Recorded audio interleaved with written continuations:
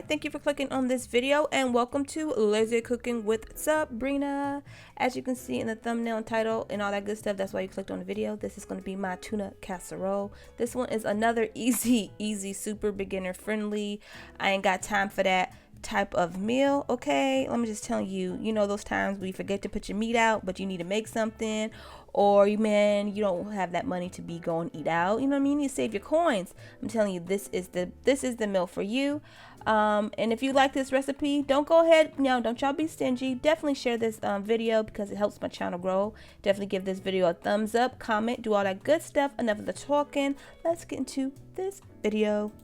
Alright, first I started by boiling 2 boxes of macaroni and cheese. It can be any style. That was the HEB, so it can be Walmart. It don't have to be any bougie type of macaroni and cheese. So I'm gonna boil those real quick. Alright, once your noodles are boiled, I have a pot right there. I'm just gonna throw them cooked noodles in there.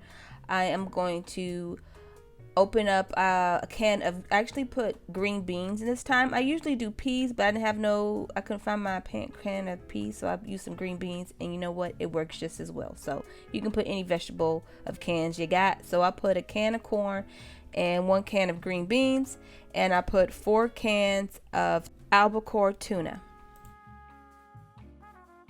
I used the cheese sauce packages that came in that box of macaroni cheese.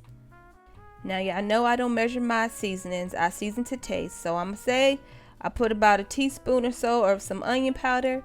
And I put about a teaspoon or so of some garlic powder. And I also put a little bit of black pepper. Then I just mixed everything in really well.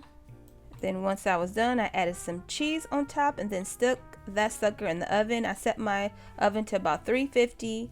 Always, my oven just works really well at 350, so hey, you might have to adjust according to your own oven. And then voila, put that in there until the cheese is nice and gold and brown, and it is super delicious. When I make my tuna casserole, I usually just serve a salad on the side. Since there's already vegetables in the casserole, I really don't need to make a broccoli or anything, but if you feel like doing that, do you, boo? Do whatever you want, okay? If you guys tried this recipe, definitely let me know. I appreciate all your love and support. Thank you so much. Make sure you guys like, comment, and subscribe. I'll catch you guys in my next video. And as always, guys, God bless. Mwah.